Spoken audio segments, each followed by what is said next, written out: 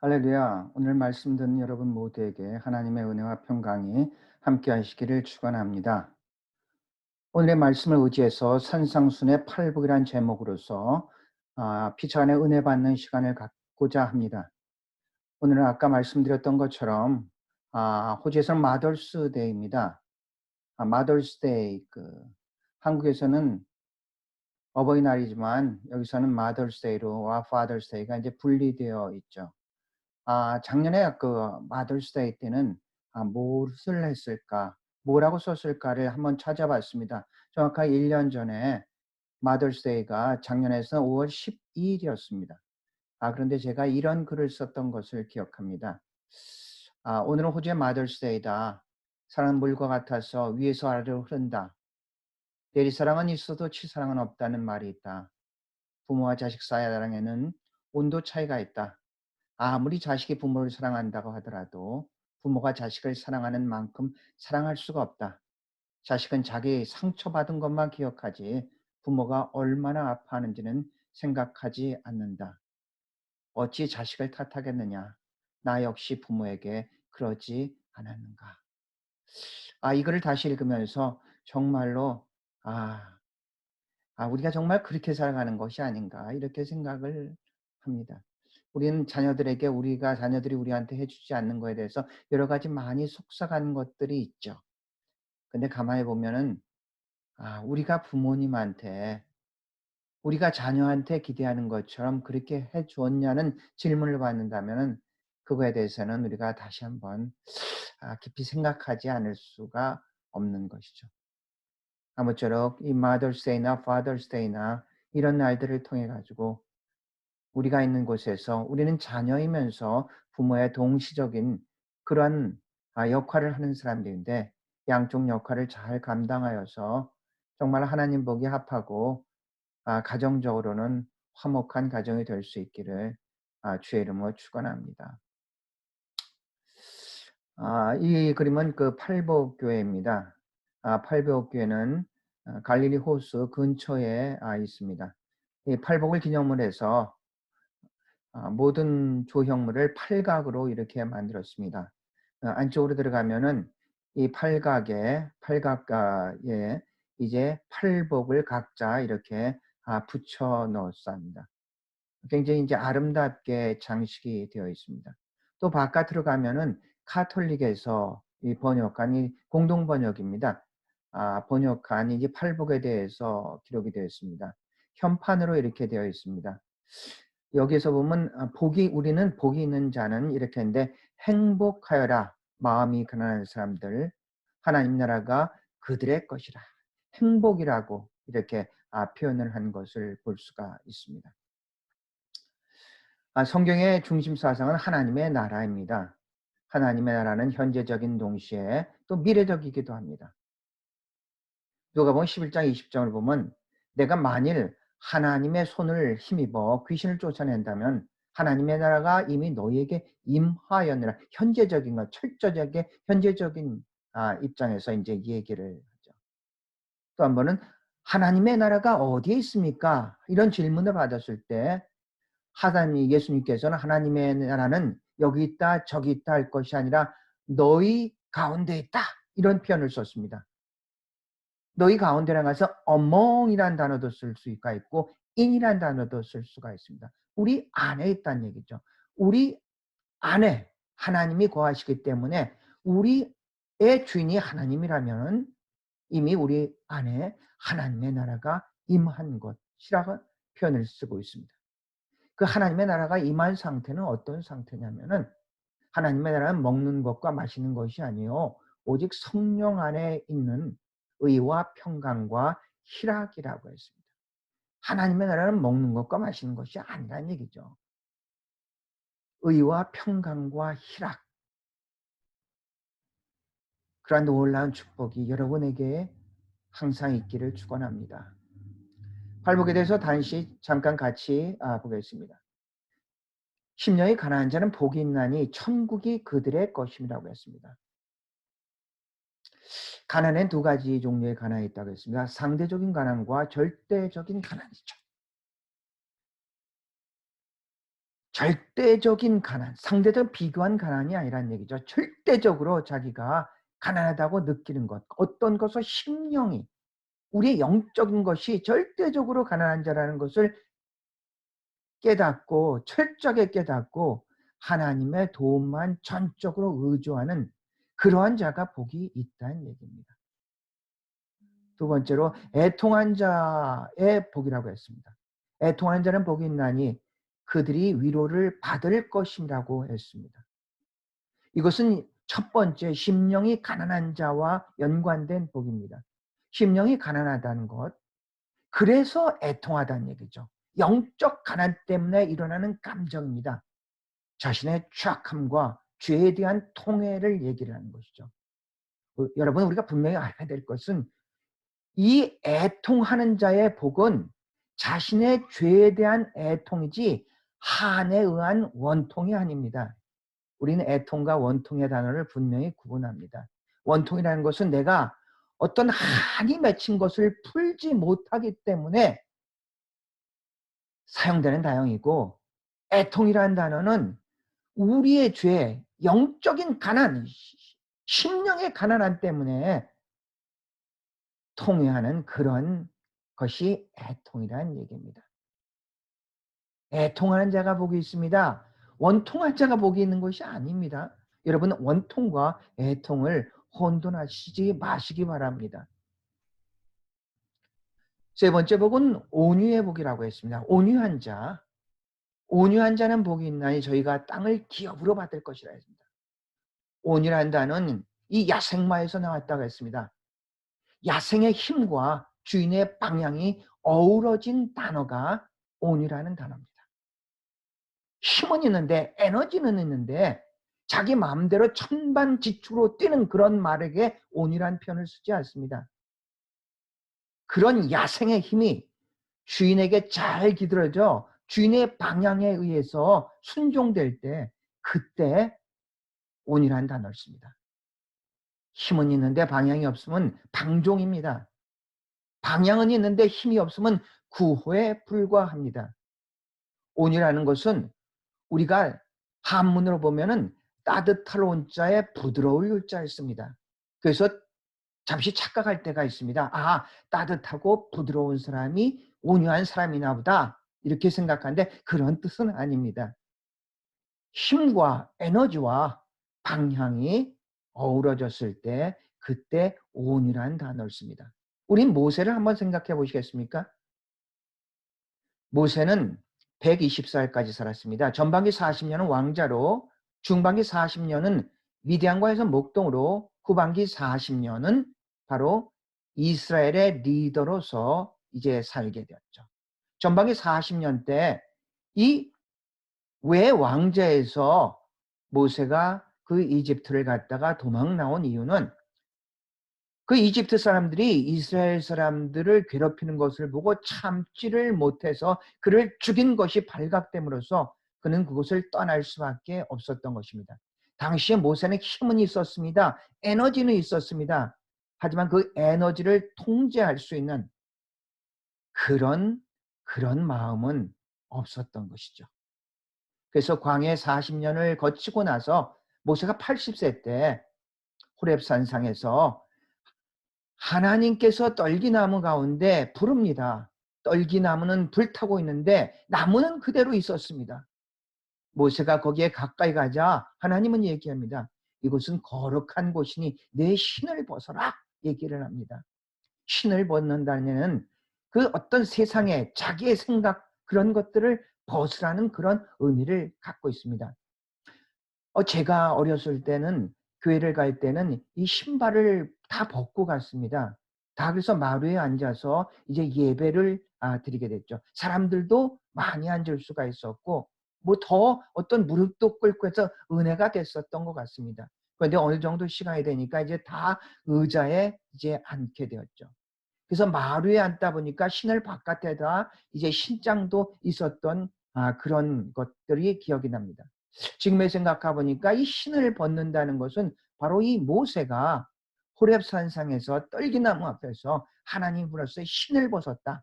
우리가 신을 벗는다는 것은 우리의 아집이라든지 우리의 생각이라든지 우리의 뜻을 다 벗고 하나님 앞에 겸손하게 예배드리는 그런 의미를 갖고 있다고 생각합니다. 네 번째 복은 의에 줄이고 목마른 자는 복이 있다고 했습니다. 그들이 배부를 것이라고 했습니다.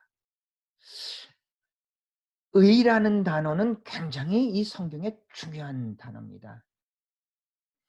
이 성서에서 말하는 의라는 것은 자기 의가 아닌 하나님의 의고 자기 행위로 이루어지는 의가 아니라 믿음으로 의한 의란 얘기입니다. 로마서 1장 17절을 보면 이것은 마틴 루터가 종교개혁을 일으킬 때 가장 핵심적인 구절입니다. 복음에는 하나님의 의가 나타나서 믿음으로 믿음에 이르게 하나니 기록된 바 오직 의는 믿음으로 말미암아 살리라 함과 같다고 했습니다. 로마서 10장 3절에는 하나님의 의를 모르고 자기 의를 세우려고 힘써 하나님의 의에 복종하지 않는다고 했습니다. 하나님의 의는 뭐고 자기 의는 뭡니까? 자기 의는 행위의 의입니다. 자기의 행위를 통해서 의로워지려는 것입니다. 하지만 우리는 인간은 한계적인 존재고 인간은 죄인이기 때문에 스스로 의로워질 수가 없다는 얘기입니다. 그래서 하나님의 의는 뭡니까? 의로우신 하나님을 믿음으로 의로워진다는 그런 의를 얘기를 하고 있습니다. 불교와 기독교의 본질적인 차이점은 불교는 자력 종교라고 얘기를 합니다. 스스로 노력을 해서 스스로 열심히 참배를 하고 스스로 열심히 뭔가를 공적을 쌓아서 그리고 해탈을 하고 그리고 그 어떤 모든 것도 열반의 세계에 간다는 그런 종교입니다. 하지만 기독교는 자력 종교가 아니라 타력 종교입니다. 인간은 죄인이기 때문에 인간 스스로 의로워질 수가 없다는 얘기입니다. 아무리 노력해도 죄인이 스스로 자신의 죄의 문제를 해결할 수가 없다는 얘기입니다. 오직 의로운 분을 믿음으로써 우리가 의로워질 수가 있는 것입니다. 그 의에 줄이고 목마른 자가 복이 있다고 했습니다. 그들이 배부를 것이라고 했습니다. 시편 40편 1편에 보면 하나님이여 사슴이 시냇물을 찾기에 갈급한 같이 내 영혼이 주를 찾기에 갈급하다고 했어요. 목마른 사슴이 시냇물을 찾는 것처럼 우리가 의에 줄이고 목마를 때 그들이 복된 자이고 그들이 배부른 역사가 있을 줄로 믿습니다. 오늘 다섯 번째입니다. 다섯 번째 긍휼히 여기는 자는 복이 있나니 그들이 긍휼히 여김을 받을 것임이라고 했습니다. 긍휼이라는 단어는 불쌍히 여기다, 측은히 여기다. 히브리어는 헤세드라고 하고 영어는 mercy 또는 compassion이라고 얘기를 합니다. compassion이라는 단어는 come이라는 단어는 함께라는 단어고 passion이라는 단어는 고통이라는 단어가 있습니다. passion이라는 단어는 두 가지의 사실은 의미가 있으면 열정이라는 의미도 있고 고통이라는 의미도 있는데 여기서는 고통이라는 의미입니다. 그래서 compassion이라는 것은 뭐냐면 고통받는 자들과 그 고통을 함께 한다는 의미입니다. 우리는 sympathy라는 단어도 있고 empathy라는 단어 있습니다. sympathy라는 것은 정말로 안 됐다 이런 의미지만 empathy라는 단어는 내가 바로 그 사람의 입장에서 그 사람의 아픔을 같이 공유한다는 그런 의미입니다. 그래서 sympathy라는 단어보다는 empathy라는 단어가 더욱더 강력합니다. 심퍼시를 동정이라고 표현한다면 엠퍼시는 공감이라고 합니다. 공감이라는 것은 내가 바로 그 사람의 입장이 되는 겁니다. 제3자의 입장으로서 그 사람을 바라보는 것이 아니라 내가 그 사람의 입장에서 세상을 바라보고 느끼는 그런 것을 얘기를 합니다. 이 컴패션이라는 것은 고통받는 자들과 함께하는 그런 의미를 갖고 있는데 그것이 바로 긍휼입니다. 긍휼히 여기는 자는 복이 있나니 그들이 긍휼히 여김을 받을 것이라고 했습니다. 청결이 마음이 청결한 자는 복이 있나니 저희가 하나님을 볼 것임이라고 했습니다. 마음이 청결한 자가 복이 있습니다. 청결이라는 단어는 카타로이라는 단어에서 카타르시스라는 단어가 바로 여기에서 나왔습니다. 몸 안에, 이것은 의학적인 용어기도 합니다. 몸 안에 불순물인데 그 불순물을 다 배설했을 때에 사용되는 용어입니다. 그리스도로 인해서 죄사함을 받고 주의 백성으로 살아가는 신실한 성도들의 마음의 자세를 가리키고 있습니다. 우리가 구약에서 보면 대제사장이 하나님을 만나러 지성소로 들어가는데 대제사장 머리에는 이렇게 써 있습니다. Holiness unto God라고 써 있습니다.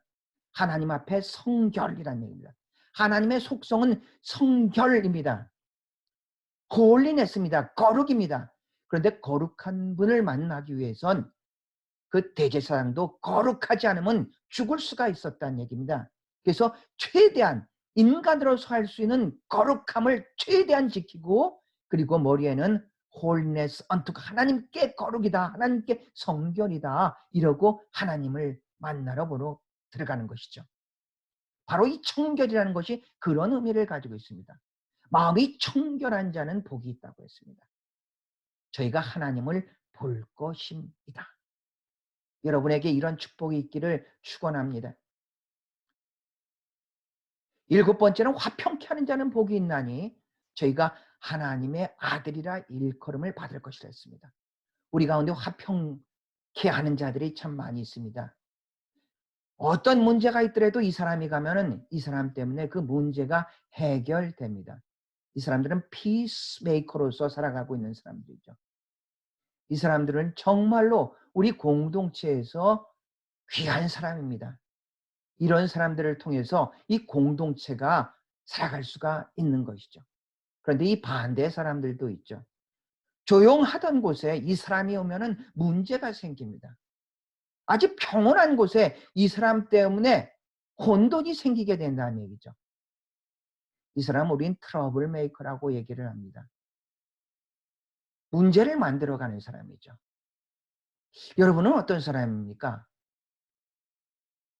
여러분 때문에 여러분은 가진 곳이 화평케 됩니까? 여러분은 화평케 하는 자입니다. 그런 사람은 복이 있는데 하나님의 아들이라 일컬음을 받는다고 했습니다. 여러분한테 그런 축복이 있기를 축원합니다. 마지막입니다. 의를 위하여 핍박을 받는 자는 복이 있나니 천국이 저희 것임이라고 했습니다. 저는 이 말씀을 연구하고 준비하면서 참 나름대로의 새로운 사실을 깨달았습니다. 구약은 전체적으로 율법이 613가지가 있습니다. 그것을 크게 두 가지로 나누면 하라와 하지 말라로 되어 있습니다. 하라가 248개, 하지 말라가 365개입니다. 그것을 요약한 것이 10계명입니다. 10계명도 크게 두 가지로 나눌 수가 있습니다. 1계명부터 4계명까지는 대신관계, 수직적인 하나님과의 관계이고 5계명부터 10계명까지는 대인관계, 수평적인 인간 간의 관계입니다. 우리가 십자가를 생각하면 쉽게 이해할 수 있습니다. 십자가에 서 있는 분, 수직적인 분과 또 옆에 가로로 되어 있는 것, 수평적인 그런 관계를 통해서 십자가가 이루어진 것처럼 바로 십계명도 대신관계와 대인관계로서 분리가 되어 있습니다. 오늘 우리가 마더스데이가 아니겠습니까? 그런데 마더스데이에 좀 전에 있었던 바로 그 하나님께서 우리에게 주신 축복, 에베소서 6장 1절부터 3절까지 부모를 공경하는 자에게는 약속 있는 첫 계명이라고 했습니다. 10계명은 첫 계명이 그게 아니고 이 부모 공경은 5계명인데 왜 약속 있는 첫 계명인가 하면은 바로 대인관계에서의 첫 번째 계명이라는 얘기입니다. 그러니까 인간 간의 관계들이 참 많이 있는데 그중에서 가장 중요한 관계, 첫 번째 계명이 바로 자녀와 부모 간의 관계란 얘기입니다. 그렇게 나누었었던 것처럼 이 산상수훈도 의를 중심으로서 나눌 수 있다고 생각합니다. 산상수훈의 네 번째 복이 뭡니까? 의에 줄이고 목마른 자는 복이 있나니 저희가 배부를 것이라 했습니다. 네 번째 복이 의입니다.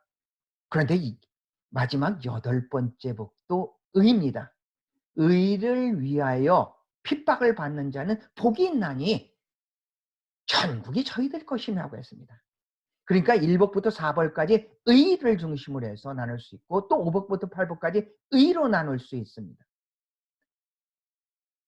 사랑하는 성도 여러분, 이 베드로전서 1장 7절에 아니시지 않으십니까? 믿음의 시련은 불로 연단하여 없어질 금보다도 귀하다고 했습니다. 믿음의 시련이 뭡니까? 믿음대로 살다 보니, 믿음을 지키려다 보니, 믿음을 전파하다 보니 받는 그 시련, 그 박해, 그 어려움이 믿음의 시련입니다. 그 믿음의 시련은 불로 연단하여 없어질 금보다도 귀한 줄로 믿습니다. 바로 의를 위하여 핍박을 받는다는 것이 바로 그런 의미입니다. 의를 위하여 핍박한 자는 복이 있는데 천국이 바로 저희의 것입니다. 이렇게 가지고 우리가 8가지의 복을 받습니다. 이제 말씀을 마치고자 합니다. 성경의 중심 사상은 하나님의 나라입니다. 팔복에도 그렇고 또 계속해서 이 하나님의 나라에 대해서 했습니다. 하나님의 나라는 헬라어로 바실레이라고 합니다. 킹덤이라는 뜻입니다. 킹덤. 참 이 기독교에서 안타까운 것은 이 좋은 단어들은 이게 이단들이 참 많이 사용하고 있습니다. 이 바로 킹덤이라는 것은 왕국이라는 뜻입니다. 하나님의 왕국. 그 의미는 통치권, 주권이 있는 곳, 하나님의 주권이 있는 곳, 하나님의 통치권이 있는 곳, 하나님이 주인된 곳이 그곳이 바로 킹덤입니다. 킹덤. 그런데 여호와의 증에서 그들은 교회라고 그러지 않고 킹덤 홀이라는 표현을 씁니다. 그들의 입장에서는 바로 거기가 하나님의 주인된 완벽한 하나님의 나라가 이루어진 곳, 그런 표현입니다. 바실레이라는 뜻이, 킹덤이라는 뜻이 바로 그런 뜻인데 하나님의 나라는 현재적이면서 미래적이라고 했습니다. 하나님의 나라는 먹는 것과 마시는 것이 아니라 오직 성령 안에 있는 의와 평강과 희락이라고 했습니다. 사랑하는 성도 여러분, 바라고 원합니다. 우리 모두가 우리의 마음속에 하나님의 나라가 임하기를 원합니다. 여러분의 가정에 하나님의 나라가 임하기를 원합니다. 여러분이 계신 그 어느 곳인지 여러분을 통해서 하나님의 나라가 임하기를 원합니다. 하나님의 나라가 임한 구체적인 증거는 의와 평강과 희락입니다. 여러분 모두에게 바로 이러한 축복이 임하기를 축원합니다. 이제 다음 주부터는 이 산상순에 계속 이어서 이제 주기도문, 마태복음 6장의 주기도문을 통해 가지고 이제 은혜를 나누고자 합니다.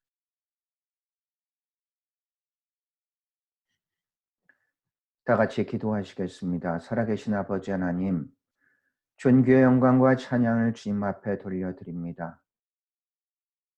오늘도 우리가 주 앞에서 주께 영광 돌리며 우리의 마음과 뜻과 정성을 다해서 하나님 앞에 예배 드렸습니다.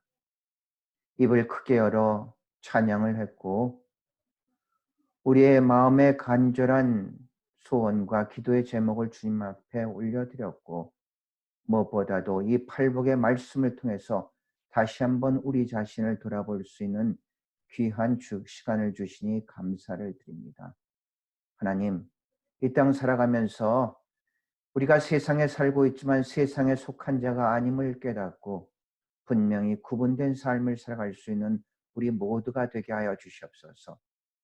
일반 은총에 대한 축복은 물론이고 예수 그리스도를 믿는 자만이 누리는 그 특별 은총에 복을 누리며 오늘을 살아가는 우리 모두 되게 하여 주시옵소서. 우리 주 예수 그리스도 이름 받들어 감사드리며 기도드리옵나이다.